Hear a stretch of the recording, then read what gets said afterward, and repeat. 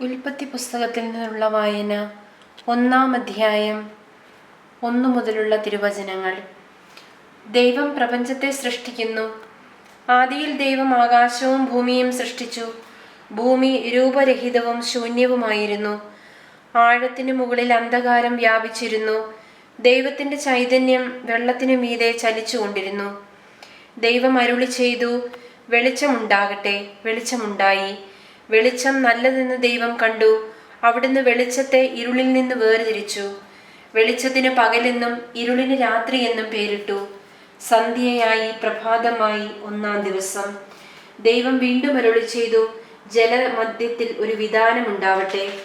അത് ജലത്തെ 2-ആയി തിരിക്കട്ടെ. ദൈവം വിതാനമുണ്ടാക്കുകയും അതിന് താഴെയുള്ള ജലത്തെ മുകളിലുള്ള ജലത്തിൽ നിന്ന് വേർതിരിക്കുകയും ചെയ്തു. അപ്രകാരം സംഭവിച്ചു. വിതാനത്തിന് അവിടുന്ന് ആകാശം എന്ന് പേരിട്ടു. സന്ധ്യയായി പ്രഭാതമായി 2-ാം ദിവസം. വീണ്ടും ദൈവം അരുളി ചെയ്തു, ആകാശത്തിന് കീഴിലുള്ള വെള്ളമെല്ലാം ഒരിടത്ത് ഒരുമിച്ചു കൂടട്ടെ. കര പ്രത്യക്ഷപ്പെടട്ടെ. അങ്ങനെ സംഭവിച്ചു. കരയ്ക്ക് ഭൂമി എന്നും ഒരുമിച്ചു കൂടിയ ജലത്തിന് കടൽ എന്നും ദൈവം പേരിട്ടു. അത് നല്ലതെന്ന് അവിടുന്ന് കണ്ടു.